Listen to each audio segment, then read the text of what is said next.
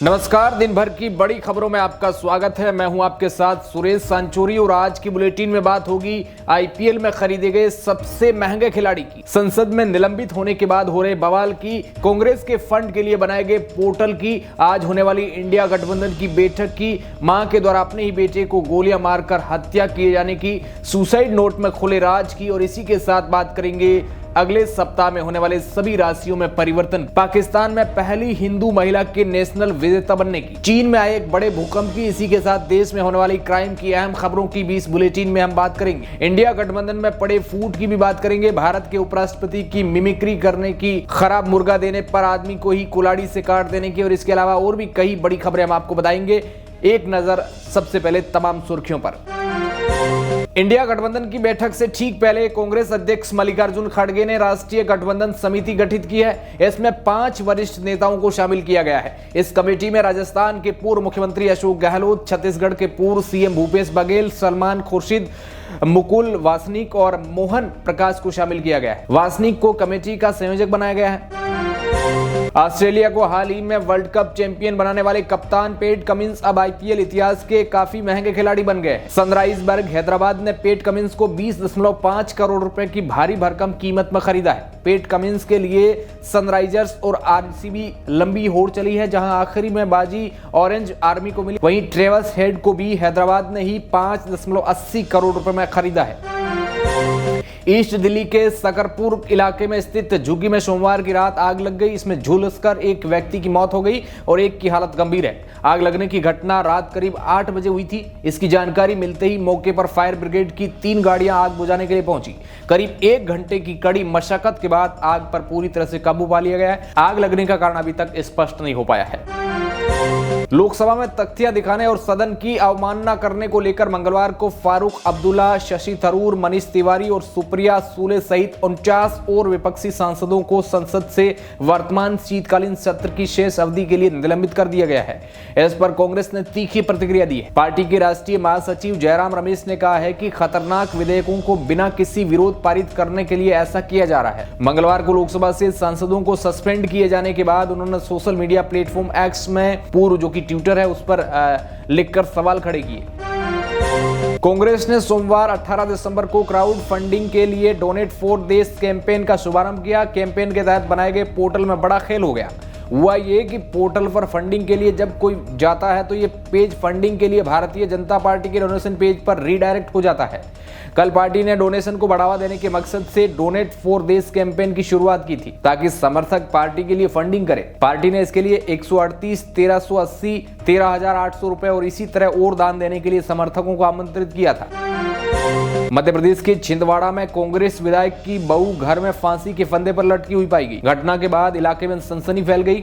आसपास के लोग इस खबर पर हैरानी जता रहे हैं। वहीं पुलिस ने मामले में परसिया से कांग्रेस विधायक सोहनलाल वाल्मीकि के बेटे को गिरफ्तार कर लिया है और घर को सील कर दिया गया। विधायक के 35 साल के बेटे आदित्य वाल्मीकि पर 28 साल की पत्नी को कथित तौर पर आत्महत्या के लिए उकसाने का आरोप है। मामले का खुलासा तब हुआ जब अधिकारी ने सोमवार को ये जानकारी दी।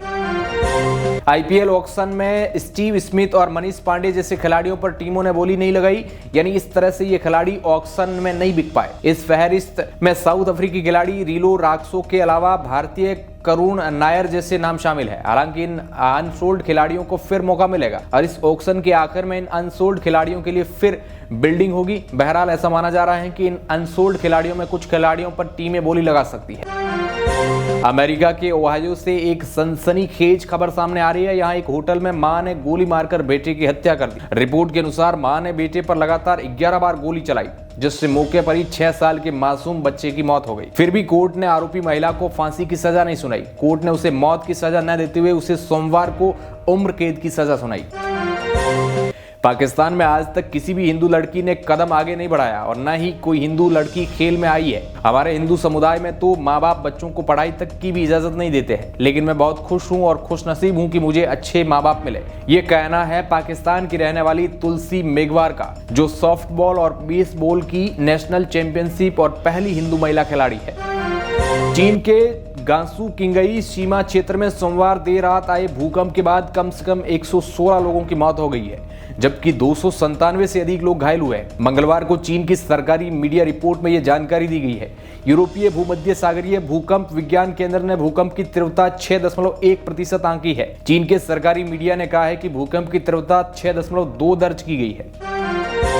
राजस्थान के दौसा से शर्मनाक खबर सामने आई है। यहां 8वीं क्लास की छात्रा को किडनैप कर उसका रेप किया गया। छात्रा 13 साल की है। उसके साथ यह घटना तब हुई जब वह परीक्षा देने जा रही थी। मामले में assistant police superintendent Ramchandra Singh Nehra ने बताया कि घटना लालसोट कस्बे का मंडवारी थाना क्षेत्र की है।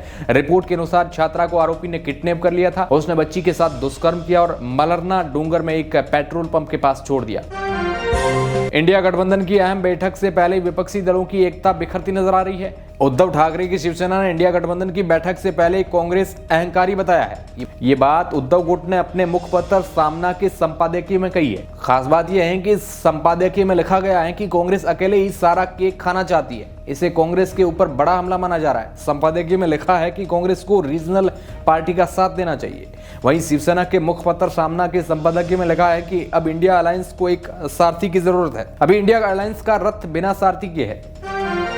22 जनवरी 2024 को अयोध्या के राम मंदिर में भगवान राम की प्राण प्रतिष्ठा होने वाली है। देश भर से लोग इस दिन अयोध्या पहुंचने वाले हैं। इस समारोह को देखते हुए एयरलाइन कंपनियों ने टिकटों के दाम कई गुना बढ़ा दिए। 22 जनवरी को होने वाले समारोह से एक दिन पहले यानी 21 जनवरी को दिल्ली से अयोध्या जाने के लिए आपको सामान्य रेट के मुकाबले कई गुना अधिक पैसा टिकट पर खर्च करना पड़ेगा। लेकिन अगले दिन यानी 23 जनवरी के दिन के लिए टिकटों के दाम कई गुना कम है। IMF की नई रिपोर्ट में एक बार फिर भारत को पहले स्थान पर रख दिया। दुनिया भर में बसे भारतीय प्रवासियों ने अपने देश में जमकर पैसा भेजा है। IMF के अनुसार भारतीय प्रवासी पैसा भेजने में एक बार फिर अव्वल रहे हैं। प्रवासी भारतीयों ने साल 2023 में 125 अरब डॉलर की रकम भेजी है। इसके बाद मैक्सिको 67 बिलियन डॉलर और चीन 50 बिलियन डॉलर। वर्तमान में दक्षिण एशिया में भेजे जाने वाले कुल राशि में भारत की हिस्सेदारी 66% है, जो 2022 में 63% से अधिक है। रिपोर्ट के अनुसार रकम भेजने की वृद्धि दर लैटिन अमेरिका और कैरिबियन 8% में सबसे अधिक है। इसके बाद दक्षिण एशिया 7.2% और पूर्वी एशिया और प्रशांत 3% का स्थान है। ये भारत के लिए वाकई में गर्व का विषय है। जवान से बॉलीवुड में कदम रखने वाले साउथ डायरेक्टर एटली ने अपनी फिल्म से सबके दिल पर राज कर लिया है। शाहरुख खान के साथ उनकी इस फिल्म को फैंस का भरपूर प्यार मिला है, जिसके बाद फैंस बेसब्री से उनकी अपकमिंग प्रोजेक्ट का इंतजार कर रहे हैं। अब खबर सामने आ रही है कि एटली कुमार जल्द ही शाहरुख खान के साथ नई फिल्म को लेकर आ सकते हैं। रिपोर्ट के अनुसार डायरेक्टर ने उन्हें 2 कहानी दी है, जिसमें से शाहरुख खान को चुनना है कि वो कौन सी फिल्म करेंगे। सदन में हंगामे के चलते सोमवार को 78 सांसदों को निलंबित कर दिया गया था। इनमें से 33 सांसद लोकसभा के थे तो राज्यसभा के भी 45 सांसदों को सस्पेंड किया गया था। अब ये निलंबित सांसद सदन की सीढ़ियों के पास ही बैठकर प्रदर्शन कर रहे हैं। इसी बीच टीएमसी के सांसद कल्याण बनर्जी ने राज्यसभा के चेयरमैन जगदीप धनखड़ की मिमिक्री की। उन्होंने राज्यसभा चेयरमैन के तौर पर संसद के संचालन के उनके तरीके का मजाक उड़ाया। इस दौरान राहुल गांधी भी सामने खड़े थे। वो हंसते भी दिखाई दिए और वीडियो भी बना रहे थे। राजस्थान के जैसलमेर में भारत पाकिस्तान सीमा पर तैनात एक बीएसएफ जवान ने सुसाइड कर लिया। जवान ने अपनी ही सर्विस राइफल से खुद को गोली मारकर आत्महत्या की वारदात को अंजाम दिया। मृतक की पहचान 36 वर्षीय मोहित मोला के रूप में हुई है। एक न्यूज एजेंसी के मुताबिक बीएसएफ के जवान मोहित मोला की ड्यूटी किशनगढ़ इलाके में लगी हुई थी। तनोट पुलिस स्टेशन के थाना प्रभारी कुशन चंद ने बताया कि फिलहाल आत्महत्या के कारणों का पता नहीं लग पाया है। शव को कब्जे में लेकर पोस्टमार्टम के लिए भिजवा दिया गया है। मौके से किसी भी तरह का कोई सुसाइड नोट वगैरह कुछ नहीं मिला है।